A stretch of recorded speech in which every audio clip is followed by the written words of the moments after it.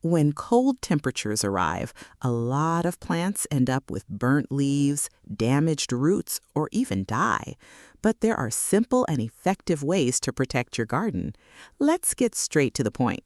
First, cover your plants before sunset. The soil soaks up heat during the day and releases it at night. If you cover the plant with fabric, plastic, or a frost blanket before the sun goes down, that heat stays trapped and protects against frost. You can use things like non-woven fabric, that lightweight stuff, old bed sheets, bubble wrap, or even newspaper.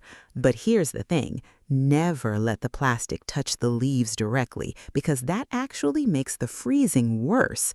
Use a little frame made of bamboo or drilled pet bottles to create a mini greenhouse. Second, protect the soil with mulch.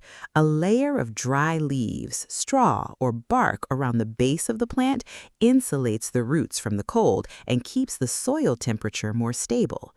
Third, don't forget about your potted plants. They're the most vulnerable because their roots are exposed on all sides.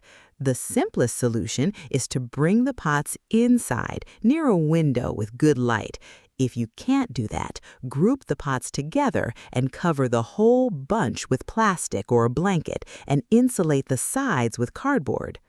Fourth, adjust your watering. During cold weather, the soil takes much longer to dry out.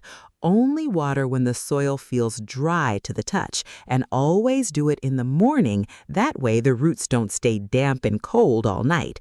Fifth, be careful with fertilizer.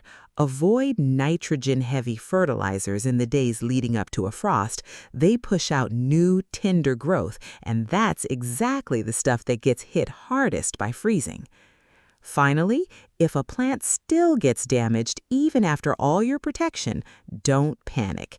Wait for the cold to pass, and in the spring, do a cleanup prune. Take off the burnt branches and leaves. That'll encourage healthy new growth.